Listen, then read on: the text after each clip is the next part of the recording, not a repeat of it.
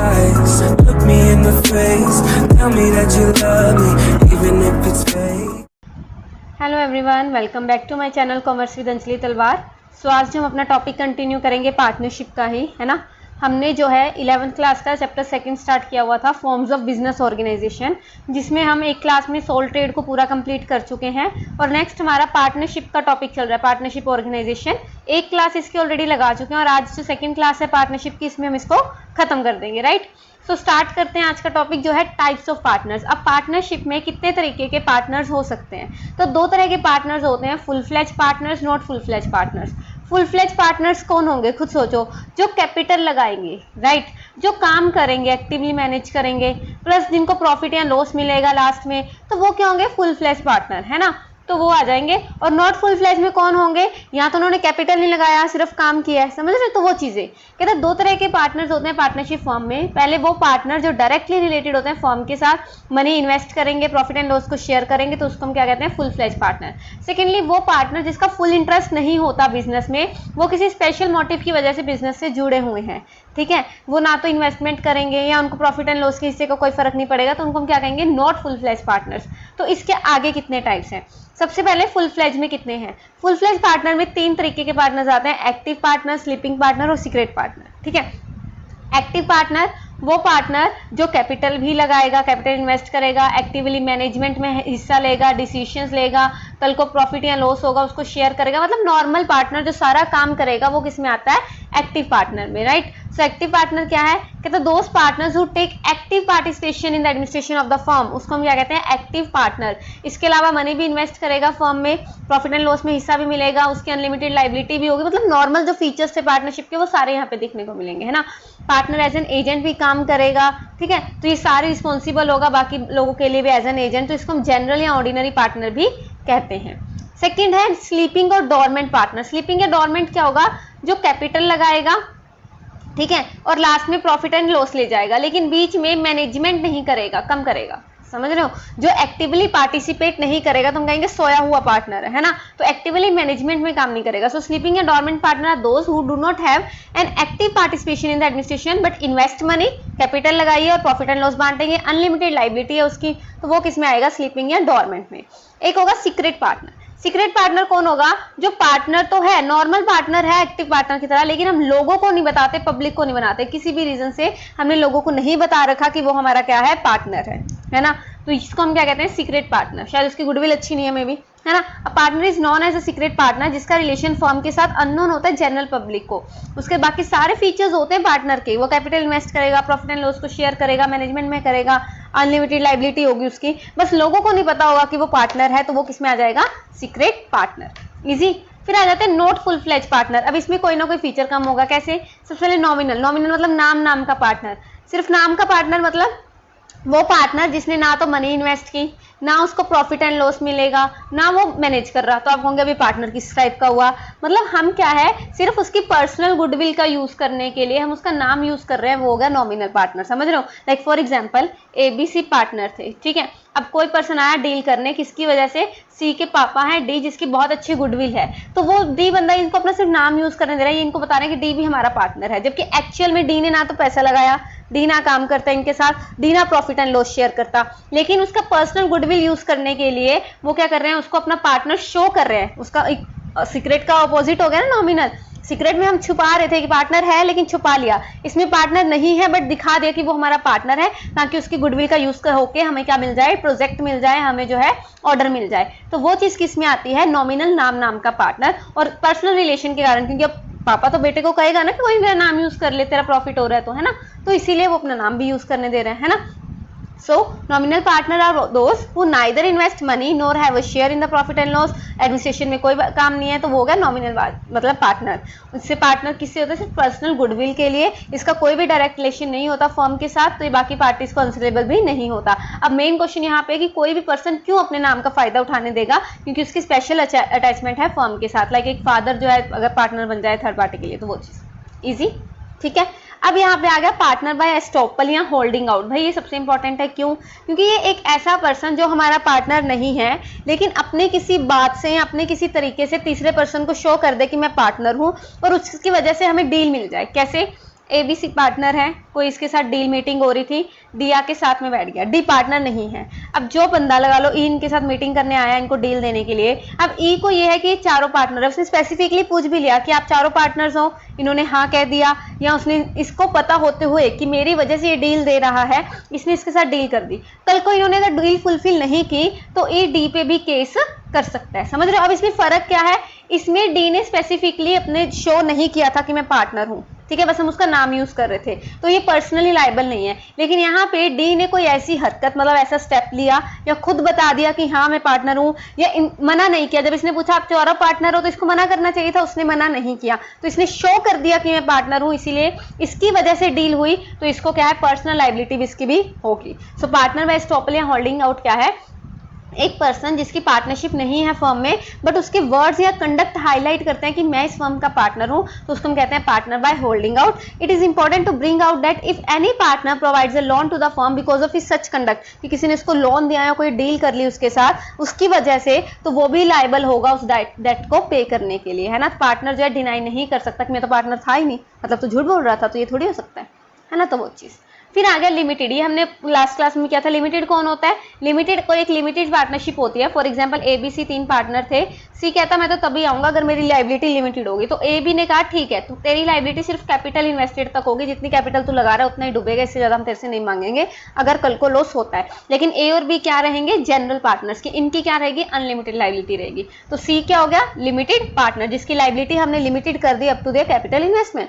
सो limited partner कौन है, a person whose liability is limited to his investment in the business, उसको हम क्या कहेंगे, limited partner. In other words अगर फर्म फेस करता है any loss then he is liable only to the extent of his invested money, वो क्या कहना, लिमिटेड होगी उसकी लायबिलिटी, ठीक है, तो वो चीज। बट उसका कोई भी राइट नहीं है फर्म की मैनेजमेंट में, ये पार्टनरशिप एटलीस्ट वन पार्टनर तो अनलिमिटेड लायबिलिटी वाला भी होना चाहिए, तो वो चीज आ जाएगी, ठीक है। फिर आता है माइनर पार्टनर, ये हमने क्या था बताओ फटाफट।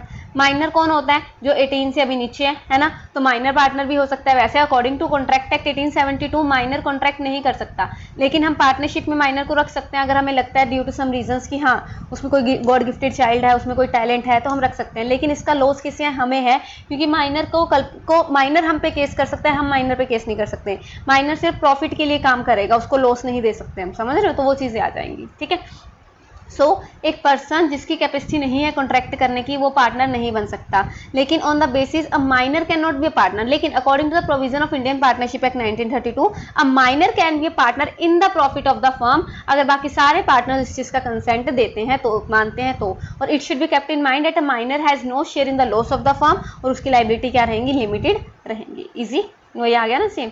चलो, और फिर पार्टनर्स इन प्रॉफिट ओनली कहता है इस तरह का पार्टनर जो माइनर से अलग है तो मेजर है, लेकिन उसने यही कंडीशन रखी थी कि मैं सिर्फ प्रॉफिट शेयर करूंगा, लॉस शेयर नहीं करूंगा, है ना, तो वो किस में आ जाएगा, लेकिन लायबिलिटी उसकी अनलिमिटेड रहेगी नॉर्मली, लेकिन सिर्फ प्रॉफिट्स के लिए आऊंगा, तो वो पार्टनर क्या हो जाएगा, पार्टनर्स इन प्रॉफिट ओनली। और वो उसका कोई राइट नहीं है कि वो मैनेजमेंट में भी काम कर सके, क्योंकि उसको तो लॉस मिलना ही नहीं है, वो जान के ऐसा काम कर दे बाकियों को लॉस हो जाए, इसीलिए हम उसको मैनेजमेंट में काम नहीं करने देंगे, समझ रहे हो, ठीक है।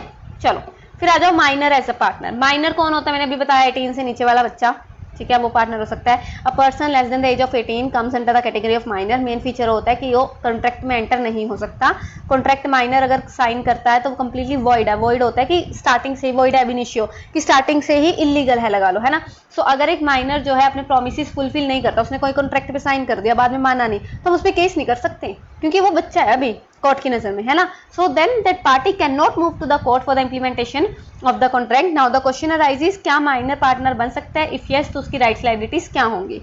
तो यहाँ पे अगर नॉर्मली देखा जाए तो पार्टनरशिप जो है कॉन्ट्रैक्ट के थ्रू होती है और माइनर कॉन्ट्रैक्ट नहीं कर सकता, तो इसके अकॉर्डिंग हम कह सकते हैं कि माइनर पार्टनर नहीं हो सकता। लेकिन इंडियन पार्टनरशिप एक्ट में एक स्पेशल सेक्शन, एक स्पेशल प्रोविजन बनाया गया सेक्शन 30, जो ये कहता है कि minor can not be a partner but can he made B a partner in the profits, कि अगर बाकी सारे पार्टनर्स मान जाए, कंसेंट हो जाए, तो प्रॉफिट्स के लिए वो पार्टनर बन सकता है। तो माइनर भी can be a partner but can not be declared a full fledge partner, समझे। अब उसकी राइट्स या रिस्पॉन्सिबिलिटीज क्या रहेंगी, वो डिपेंड करता है दो चीजों पे, कि माइनर मेजॉरिटी से पहले 18 साल से होने से पहले उसकी क्या राइट्स लायबिलिटीज थी, और 18 साल का अगर वो हो जाए उसके बाद उसकी क्या राइट्स लायबिलिटीज है, ये हम अब पढ़ने वाले हैं। समझ आ रहा है ना, हम पढ़ क्या रहे हैं, ऊपर से तो नहीं जा रहा।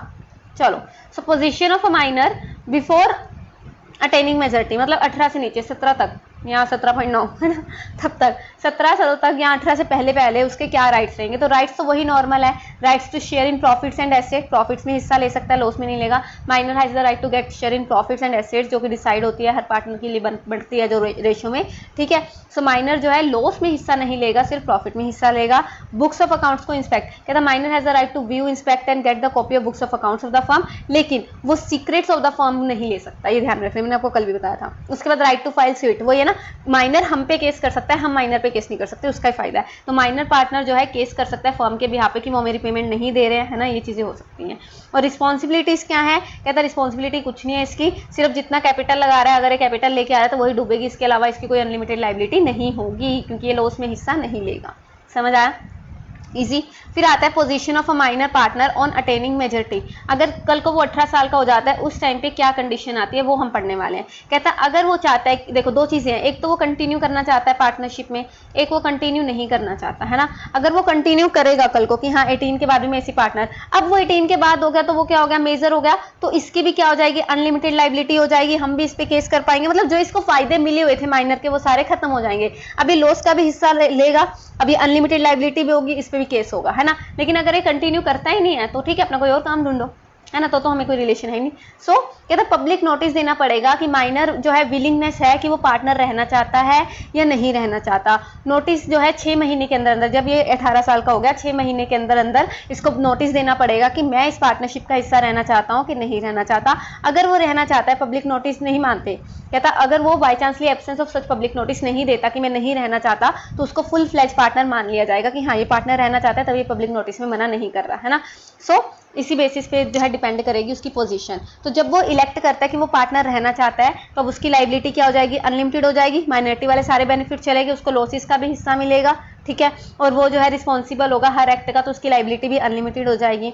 और अगर वो कहता है कि मुझे पार्टनर नहीं रहना, तो उसका जो भी राइट्स एंड रिस्पॉन्सिबिलिटी है माइनर की till the date of public notice वो रहेगी, ठीक है। उसके सारे मतलब he will not be responsible for any act of the firm after giving public notice, कि पब्लिक नोटिस देने के बाद कोई भी काम हो रहा है तो वो उसके लिए जो है उसको लायबल नहीं ठहरा सकते, ठीक है। और उसके पास राइट है कि वो लोग उन पर केस कर सकता है कि मेरा शेयर नहीं दे रहे एसेट्स या प्रॉफिट में, तो वो हो सकता है। इजी। तो ये था आपका पूरा टॉपिक माइनर का। माइनर आप मतलब वैसे नॉर्मली कॉन्ट्रैक्ट एक्ट के अकॉर्डिंग माइनर कॉन्ट्रैक्ट नहीं कर सकता, तो इसके अकॉर्डिंग तो पार्टनर नहीं बन सकता, लेकिन पार्टनरशिप एक्ट में स्पेसिफिकली कहा गया है कि माइनर को हम पार्टनर बना सकते हैं अगर बाकी सारे जो है पार्टनर्स एग्री होते हैं, लेकिन वो माइनर पार्टनर होगा इन प्रॉफिट्स ओनली, लॉस नहीं होंगे उसको, समझ रहे हो ना, उस पर केस होगा ना, वो अनलिमिटेड लाइबिलिटी वाला होगा, ठीक है। तो उसके फायदे होते हैं, ठीक है। तो उसके बाद पोजीशन की बात करें तो नॉर्मल राइट्स हैं, उसके लाइबिलिटी रिस्पॉन्सिबिलिटीज हैं, और माइनर के बाद जब वो मेजॉरिटी बन जाता है तो उसके पास दो ऑप्शन है कि वो पार्टनर रहना चाहता है कि नहीं रहना चाहता। अगर नहीं रहना चाहता तो उसको 6 महीने के अंदर अंदर पब्लिक नोटिस देना पड़ेगा, अगर वो नहीं देता तो उसको पार्टनर ही मान लिया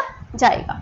इजी। ये था आपका माइनर्स वाला, हो जाएगा। अब आ जाओ पार्टनरशिप डीड, ये बहुत इजी है। पार्टनरशिप डीड कुछ नहीं है, एग्रीमेंट जब हम रिटर्न में कर लेते हैं, ठीक है, उसको हम पार्टनरशिप डीड कहते हैं। डीड क्या होता है, एग्रीमेंट, ठीक है। सो पार्टनरशिप डीड क्या है, कहता है partnership based on an agreement, और एग्रीमेंट ओरल भी हो सकता है रिटर्न भी हो सकता है, लेकिन जो ओरल एग्रीमेंट है उससे मिस इंटरप्रिटेशन वही है ना कि लड़ाई झगड़े कल को हो जाते हैं, डिसएग्रीमेंट्स हो जाते हैं, तो एग्रीमेंट जो है अवॉइड मतलब डिस्प्यूट्स ना हो इसलिए हम एग्रीमेंट बनाते हैं। तो रिटर्न एग्रीमेंट जब बनता है उसको हम कहते हैं पार्टनरशिप डीड या आर्टिकल्स ऑफ पार्टनरशिप। सारे कंडीशंस जितना भी, अब मैं और आप पार्टनरशिप में आ रहे हैं तो जितनी भी हमें बातें लिखनी है कॉन्ट्रैक्ट में वो सारा किस में लिखेंगे, पार्टनरशिप डीड में। तो क्या क्या लिखेंगे, name and address of the firm, obvious सी बात है, ठीक है, name and address of the partners, duration of partner, अगर स्पेसिफिक टाइम पीरियड के लिए बना रहे हैं, किसी प्रोजेक्ट के लिए बना रहे हैं तो वो लिखेंगे कि हमारी पार्टनरशिप इतने टाइम की है, फर्म का बिजनेस कैसा रहेगा, स्कोप क्या होगा, कौन कितना कैपिटल लगा रहा है, प्रॉफिट एंड लॉस की रेशियो कितनी होगी, किस पार्टनर को कितना कमीशन, कितनी सैलरी मिलेगी, पार्टनर को लोन देना या लेना उसका क्या प्रोसीजर रहेगा, ड्रॉइंग्स कैसी होंगी, उस पर इंटरेस्ट कितना मिलेगा,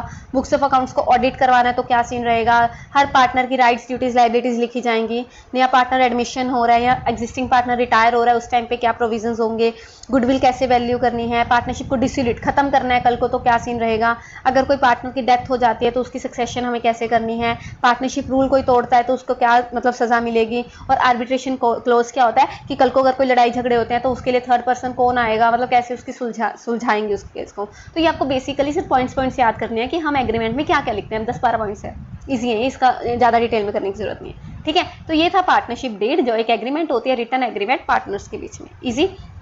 अब आ गया फॉर्मेशन या रजिस्ट्रेशन ऑफ पार्टनरशिप। अब ये बात समझो, हमने सोल ट्रेड पढ़ा, सोल ट्रेड को रजिस्टर करवाना कंपलसरी नहीं होता, कंपलसरी का कोई चांस ही नहीं होता। लेकिन पार्टनरशिप को भी रजिस्टर करवाना लॉ में, कि अगर मैं और आप पार्टनरशिप खोल रहे हैं तो उसको रजिस्ट्रेशन करवाना कंपलसरी नहीं है, लेकिन हम चाहे तो पार्टनरशिप एक्ट 1932 के अंदर रजिस्टर भी करवा सकते हैं, मर्जी है हमारी, राइट। तो अगर मैं रजिस्टर करवाती हूँ तो उस टाइम पे कैसे करना है रजिस्टर, वो चीज़ हम बताएंगे, ठीक है। So according to partnership act कहता है नेसेसरी, वो यार कंपलसरी नहीं है कि हम फर्म को रजिस्टर करवाएं, लेकिन कुछ डिफिकल्टीज आते हैं अगर हम उसको रजिस्टर नहीं करवाते, कल को ना केस वगैरह नहीं कर पाते हम किसी पे, क्योंकि हम पार्टनरशिप को रजिस्टर ही नहीं करवाया है ना।